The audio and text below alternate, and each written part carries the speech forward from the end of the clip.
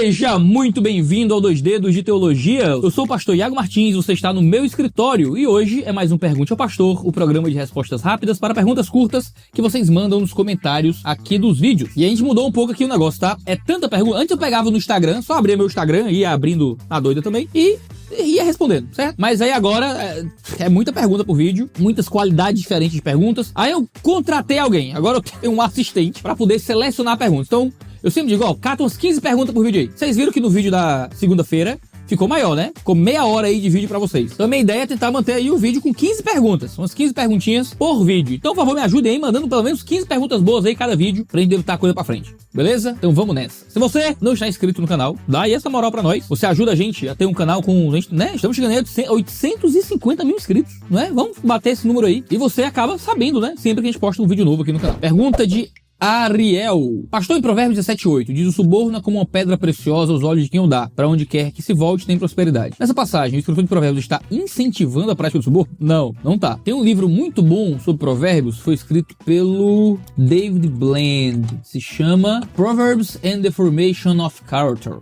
Será que o meu inglês vai ficar melhor? Depois desse tempo dos Estados Unidos, tomara que eu consiga ler melhor. Esse livro ajuda muito a entender a forma como o livro de Provérbios nos instrui de modo muito holístico. Porque a gente tende a ver o livro de Provérbios como mini ditados que nós tiramos de uma caixinha para tentar ter uma vida feliz. Mas não é assim que o livro de Provérbios trabalha. O livro de Provérbios visa gerar em nós as virtudes que, quando são ajuntadas, formam o caráter de uma pessoa sábia. A gente não pode simplesmente tratar os provérbios como pílulas para uma determinada doença, mas como as sementes que devem crescer para gerar em nós uma árvore de virtudes. Então, quando nós lemos um provérbio como esse, nós somos chamados muito mais a pensar sobre como o mundo funciona do que como o mundo deveria ser. Como é que a gente age, então, diante de um mundo que o suborno funciona como uma coisa boa e que dá prosperidade àquele que recebe suborno? Eu gosto da tradução que a Nova Versão Internacional traz. A NVI fala que o suborno é algo fascinante. Olha só, o suborno fascina. Mas isso não quer dizer que o suborno é uma coisa boa. Isso mostra pra gente muito mais esse aspecto sedutor e atraente do suborno e de como o suborno pode nos levar a uma prosperidade fácil, mas mesmo assim, uma prosperidade pecaminosa e incorreta. Agora, claro, o livro de Provérbios não tá incentivando o caminho mais fácil, até porque o livro de Provérbios inteiro tá falando contra o preguiçoso, contra o desonesto, contra o tolo. O que é que a gente escolhe então? Escolhe o caminho da prosperidade fácil? Claro que não. Escolhe o caminho daquilo que é certo. Pra citar Dumbledore, fica aí, Harry Potter pra você. Tempos difíceis estão por vir e em breve teremos que escolher entre o que é certo e o que é fácil. O livro de Provérbios está dizendo isso. O que é que você vai escolher? O que é certo ou o que é fácil? O suborno é o caminho do fácil. Existe o caminho do que é certo, que é a integridade e não a corrupção. Pode fazer culto enquanto janta ou toma café da manhã? Pode, Júnior, pode. Eu acho interessante que os judeus celebravam a festa dos pães asmos e a Páscoa em uma refeição. E essas festas serviam de lembrança das coisas que Deus fez. Essas refeições possuíam um tipo de liturgia, né, de culto ao Senhor. Na nossa cultura, pelo menos lá no Brasil, café da manhã ou almoço é aquele momento do dia em que geralmente a família tá reunida em volta da mesa e tal. Seja antes de sair de casa, pro trabalho, ou quando pausa, né, pro almoço. Então, no jantar, quando todo mundo volta pra casa. As famílias, às vezes, têm ali os seus rituais envolvendo refeições. Geralmente são nas refeições, os momentos em que as famílias, né, se unem em volta de uma mesa. Infelizmente é um hábito perdido em muitas casas, né? Que as pessoas comem na frente da TV, ou o que é que seja. Aqui em casa, desde que a Catarina nasceu, a gente tem uma regra. Eu e a Isa, às vezes, a gente almoçava assistindo um seriado, alguma coisa. Depois dos filhos, a gente só almoça, só come na mesa. A não ser que a gente vá ver alguma coisa. Aí, vamos jantar. Aí jantar, às vezes, a gente assiste um filminho, alguma coisa, todo mundo junto. Mas o almoço, o café da manhã, lanche da tarde, geralmente a gente tem esse ritual em volta da mesa, que é onde a gente conversa um pouco mais, fala de Jesus, faz o culto doméstico, funciona geralmente nesse momento. Então, sim, fazer cultos, não é, ô Júnior, em volta da mesa ou enquanto come, é uma forma de louvar a Deus dentro de um ambiente familiar comum. Claro que não pode ser feito só com pressa, né? Eu tô apressado, eu vou comer e ler a Bíblia enquanto como, só para poder fazer mais rápido. Aí talvez seja uma motivação ruim para fazer um culto enquanto janta ou toma café da manhã. Agora, até se você é uma pessoa, tô sozinho e tal, e quero fazer pra otimizar o tempo, será, o que é que seja? Que seja feito com tranquilidade, né? Eu tenho ali uma refeição e vou orar, vou comendo e vou lendo minha Bíblia. Ao invés de estar mexendo no celular enquanto como, posso ler minha Bíblia, né? Fazendo oração, alguma coisa. Não vai dar pra louvar, né? Enquanto come. É complicado. Mas funciona, tá? Funciona bem dentro da realidade de cada família. A gente fez um de olho no texto sobre Azazel. Sabe o bode Azazel? Aí o pessoal deixou os comentários dizendo assim, ó. Derrotar o Azazel no Tekken 6 era osso demais. Aí eu pensando no Azazel, o vilão do X-Men, que é o pai do Noturno e um demônio mutante. Aí outra, Azazel é só pra quem assistia Supernatural. Tem que chamar os Winchester. Gente, meu Deus do céu.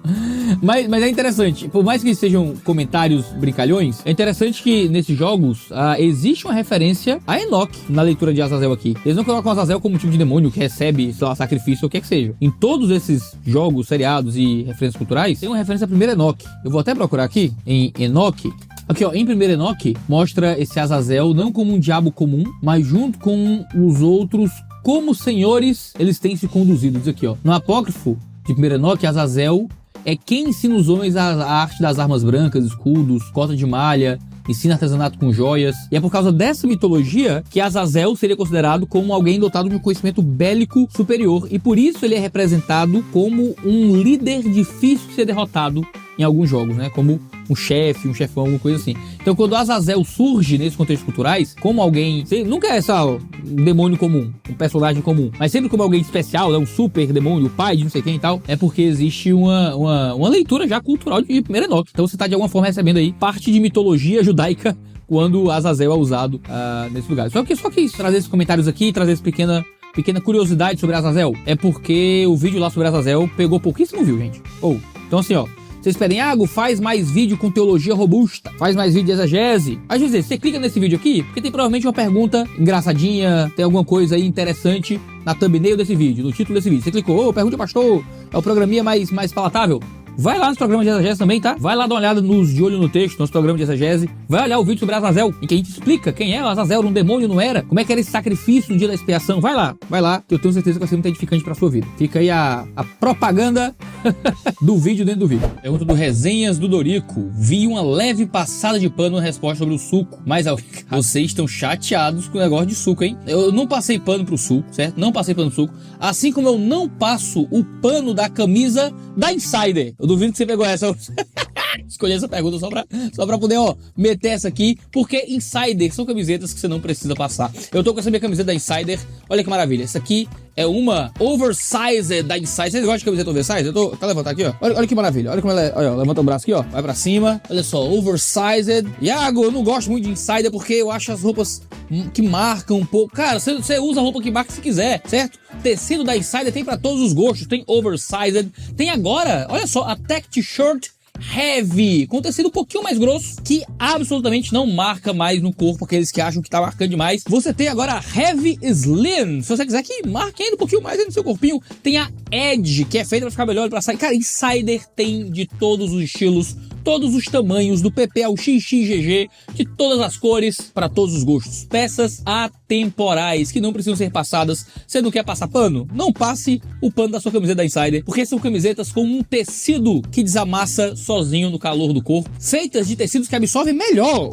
a pigmentação, então a cor não desbota tão fácil, com um material que, além de retardar a proliferação das bactérias que deixam o odor da sua roupa, eu às vezes uso uma camiseta da Insider uma semana a fio, e eu só boto pra lavar por peso na consciência, porque não tem um cheirinho na camiseta. Uma tecnologia que permite evaporar rápido o suor do seu corpo. Uma durabilidade muito superior. Tenho roupas da Insider há muito tempo e nenhuma delas tá desbotada, tá a fubá. Por isso a Insider é um investimento de longo prazo. Ao invés de você ficar comprando um monte de roupinha baratinha, de vez em quando que as roupas vão ficando velhas rápido, você compra roupa da Insider e dura muito tempo. Além da versatilidade, roupas que cabem em qualquer ambiente, do formal ao informal. Você pode descer do púlpito da sua igreja pregando direto para uma academia e você tem uma roupa que vale para qualquer ambiente. E usando o cupom TEOLOGIA12, você aproveita os descontos aqui do canal, descontos esses cumulativos com descontos que já estejam no site. Eu comprei essa camiseta, a Insider não me mandou essa camiseta, certo? A Insider não me mandou essa camiseta, porque eu comprei com meu dinheiro essa camiseta. A Insider me paga pra fazer divulgação, obviamente, mas a Insider me manda uma quantidade de camisetas coerente com a quantidade de divulgações que eu faço. Mas eu queria tanto essas camisetas novas que saíram, que eu simplesmente fui e comprei no site. Comprei camiseta da minha esposa também, tem roupa pra mulher, tem roupa pra homem, porque eu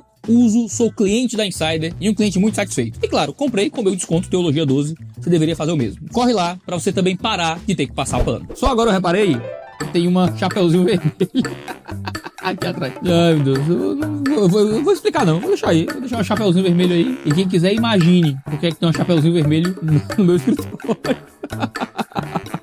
Pergunta de Guinailson. Como Cristo reuniu em si todos rituais? E a oferta de cereais, como ele aponta pra... entendi. Como é que Cristo reuniu em si, não é?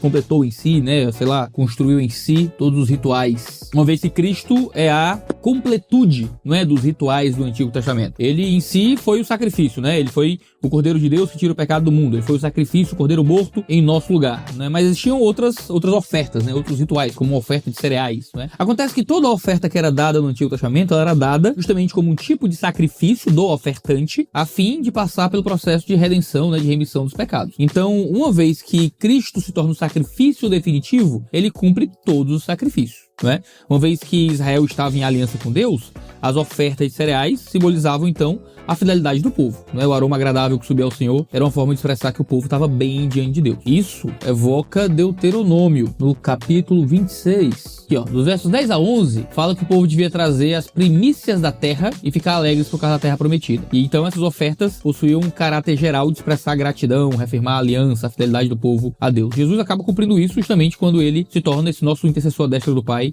Intercessões que são reafirmações da aliança estabelecida com o seu sangue, expressando gratidão e pedindo até pelas nossas aflições, né? As intercessões de Cristo por aqueles que se aproximam dele são esse aroma suave que sobem até Deus também. E a partir do momento que nós vivemos, não é, em Cristo, né, nessa fé em Cristo, a nossa vida em Cristo sobe a Deus como um aroma. Dessa forma, Jesus cumpre, não é, tudo aquilo que está no Antigo Testamento. Cumpre todos os sacrifícios, né, cumprindo parte das funções que o sacrifício tinha, até nessa metáfora que é aplicada até lá. Agora, a gente não precisa ficar procurando essas relações diretas. A gente tem o aroma suave do sacrifício, dos cereais, então Jesus também é um aroma suave. O simples fato de que Jesus cumpre todas as necessidades, todos os sacrifícios que eram feitos, já é o bastante pra gente considerar que ele cumpre, né, todos esses rituais. Perversa beleza. Problema, hein? Tem um problema aqui, o seu arroba, querida, me perdoe. Mas é complicado, hein? Alguém sabe o versículo que fala sobre ter filho, seu mandamento? Então, ó, tem vídeo no canal já sobre isso. Tem um vídeo inteiro no canal sobre isso, você pode discutir isso lá. Mas ter filhos aparece como um princípio criacional. A Bíblia diz em Gênesis 1:28, que Deus os abençoou e lhes disse, sejam fecundos, multipliquem-se, enche a terra aí sujeita, né? E essa é uma declaração sobre como os homens deveriam ser. Eles deveriam ser fecundos, deveriam encher a terra. Há um mandamento que é dado ali. Eu tenho até alguns colegas que falam assim, não, Iago, aqui não pode ser um mandamento moral para o ser humano obedecer, porque essa mesma expressão é usada para agentes não morais, como peixes e tudo mais. Então, se Jesus dizer para os peixes sejam fecundos, não é uma agência moral, um mandamento aos peixes, é só uma declaração de que os peixes seriam fecundos, aqui seria a mesma coisa por homem. Eu não acho que é isso, eu acho que é o contrário. Eu acho que Deus usa o imperativo moral a seres não morais para demonstrar o seu mandamento e a sua força de controle sobre o universo mesmo. Deus ordena que os mares façam alguma coisa, Deus ordena que o sol faça alguma coisa. E o sol obedece, mesmo sendo um agente não moral. Então o peso do que é ordenado a nós como agentes morais é muito maior. Nós devemos ser fecundos, devemos nos multiplicar, devemos encher a terra, devemos sujeitar a terra. A própria promessa, né, da vinda daquele que esmagaria a cabeça da serpente seria cumprida através dos filhos que seriam gerados por gerações até que viesse Jesus. A Bíblia nos ensina então que ter filhos faz parte do mandamento de Deus, certo? Faz parte da moral divina, faz parte da vontade de Deus que a gente deve cumprir no mundo. Assim como Deus criou o ser humano, os homens então criam seus filhos como co-criadores, como pessoas que estão dominando e gerenciando a criação por meio dos filhos também. É por isso que nós buscamos ter filhos de forma consciente, de forma inteligente, de forma até razoavelmente planejada. Porque dessa forma, nós estamos exercendo o nosso papel como imagem e semelhança de Deus nessa terra. É interessante que o texto diz que Deus abençoou o homem com a possibilidade de ser fecundo, né? Então, ser fecundo é uma bênção. Por que eu rejeitaria essa bênção sem um bom motivo? Eu tenho que ter um bom motivo para rejeitar as bênçãos de Deus. Existe um motivo pelo qual eu não como sem parar, porque se eu pegar a bênção da comida e usar de forma errada, eu sou um glutão, certo? Se eu pegar a bênção da fecundidade e usar de forma errada, eu posso ser um idólatra, que cuida mal dos filhos, que não cuida bem da sua família. Mas é uma bênção. Mas ter filhos é uma bênção. Eu administro isso, mas eu recebo como bênção. Então, eu não posso tratar ter filhos como uma coisa opcional, como uma coisa que eu posso simplesmente rejeitar como eu quiser, como se não fosse um mandamento. Eu devo ter filhos. Uma vez que eu sou casado, eu devo buscar ter filhos, uma vez que eu posso fazer isso. Pergunta de Tainara. Quando na Bíblia passamos de um casamento com várias mulheres para um monogâmico? Lembro que Davi e Salomão tinham várias esposas depois do Novo Testamento, já não era mais assim. Mas quando foi que a regra mudou? Vamos lá, Tainara. No Antigo Testamento, o primeiro caso de poligamia que nós vemos é o caso de Lameque. E ainda assim, a gente nem pode dizer que aquilo era necessariamente um casamento, certo? Ou se ele só se juntou, ou se amancebou. Será que fala assim, se amancebou. No caso de Davi e Salomão, né, você tem aí a poligamia, são vários casamentos monogâmicos em sucessão, digamos assim, mas não há nada na escritura que diga, a Tainara, que Deus aprovava isso, tá? Isso acontecia, Deus gerenciava isso, mas não necessariamente isso aparecia como um padrão de Deus que deveria ser imitado e ensinado. O padrão criacional foi um, Deus criou Adão e Eva um pro outro. Você teve com a entrada do pecado no mundo e na sociedade sem Deus, né, na descendência de Caim, surgindo, não é, assassinato, violência e bigamia. Você vê isso crescendo na história de Israel, mas quando Jesus vem, ele vem trazendo um padrão muito diferente de casamento, evocando Gênesis 1 e falando de um tipo de intimidade única. Os casos de bigamia, de poligamia na escritura eram casos sempre muito conflituosos, sempre tratados dentro de um contexto muito difícil. A gente tem que considerar que a antiga aliança era uma aliança inferior, que não demonstrava exatamente o padrão moral último e cabal de Deus para a sociedade. O padrão último e cabal de Deus está em Jesus, não no pacto mosaico. É importante lembrar disso. Por que João Batista disse: eis o Cordeiro de Deus que tira o pecado do mundo, e não eis o bode de Deus? Porque eram cordeiros que eram oferecidos pelos pecados na Páscoa, certo? Então ele usa a linguagem do cordeiro justamente para lembrar do cordeiro pascual. Pastor Iago, Pai do Senhor, tudo bem? Como o senhor entende o termo cair da graça lá em Gálatas? Cair da graça é voltar às práticas da lei judaica, que é o que os gálatas estavam fazendo. Cair da graça ali não é necessariamente perder a salvação. Cair da graça é parar de viver debaixo da graça de Cristo para voltar a viver debaixo da lei de Moisés. O grande problema do pessoal ali nos Gálatas era esse, né? Era de estar voltando às práticas judaicas e aí perdendo a bênção da graça de Deus para viver debaixo do jugo da lei. É correto ter um símbolo da arca na igreja, já que Jeremias 3,16 fala que não se fará outra arca? A antiga aliança já passou, né? Então a gente não precisa usar elementos da antiga aliança para enfeitar nossas igrejas, certo? Nós não estamos mais debaixo do antigo pacto. Então a arca da aliança, candelabro, esse tipo de coisa, isso não representa mais a vida da nossa fé, da nossa religião de verdade. Agora é errado. Eu não diria que é errado necessariamente ter esses elementos, porque esses elementos compõem parte do que é a história da nossa fé. Mas eu acho que é uma coisa que está muito ligada aos movimentos judaizantes. Você está ainda usando esses elementos. Andressa, pastor Iago, parece zoeira, mas não é. Rapaz, tem tanta pergunta.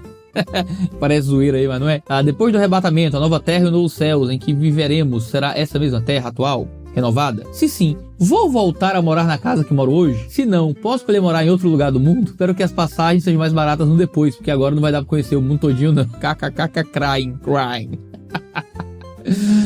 Ô Andressa, a Bíblia não nos revela como vai ser essa dinâmica da nossa habitação na Terra glorificada, tá? A gente sabe só o que é em Apocalipse 21 e 22. Eu tenho pra mim que Deus não revelou os detalhes de como seriam os céus, justamente para gerar em nós essa ardente expectativa, essa curiosidade de como a vida vai ser, certo? Eu acho que é até um bom exercício imaginar como é que essas coisas podem ser, né, numa realidade sem pecado. Eu acredito que a gente estará em uma sociedade sem pecado. Não sei se voltaremos para as mesmas casas, eu acho improvável, mas voltaremos para um mundo renovado, né, e agora em uma nova sociedade. Sei que Cristo será o centro dessa nova sociedade, então eu tô ansioso saber como é que serão os relacionamentos humanos, os relacionamentos sociais, a produção, não é, dentro de um mundo onde o pecado não existe.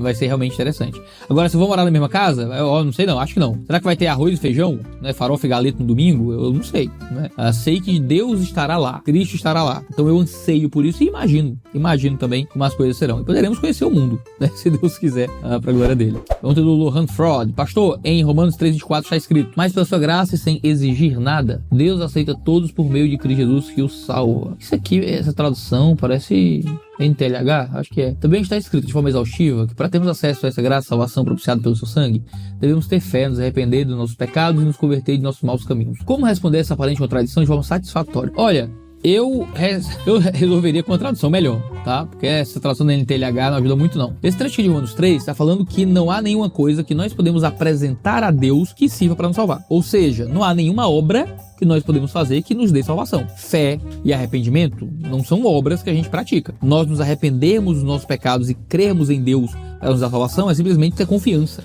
Não é praticar uma obra. Por isso que logo um pouco mais na frente, se você abrir aqui o Romanos 3, você vai ter Paulo trazendo mais uns versículos, vão dizer assim, ó, no verso 28, que nós sustentamos que o homem é justificado pela fé, independente das obras da lei. Então o que ele está falando é de não praticarmos obras para encontrar salvação, e não de que não vai precisar de fé ou arrependimento para ser salvo. João Pedro pergunta: pastor, como conciliar uma imagem de Deus no Novo Testamento com a imagem de Deus no Antigo Testamento? Eu sei que Deus não muda, mas temos essa dificuldade em entender um Deus que mandava matar no Antigo Testamento e que hoje nos manda amar os inimigos. Você tem que lembrar do papel de Israel como instrumento de Deus no período do Antigo Testamento. No Antigo Testamento, Israel deveria servir para tornar Deus conhecido entre os povos, e ele também era instrumento para punir povos idólatras e trazer já naquele momento parte do que seria o ministério messiânico de Jesus. Por um lado, os estrangeiros que chegavam em Israel deveriam ser tratados como parte do povo. Havia um recebimento, mas ao mesmo tempo o exército de Israel era instrumento de Deus para punir as nações que odiavam o Senhor e que viviam fora do Senhor. Já era uma manifestação física do que se daria apocalipticamente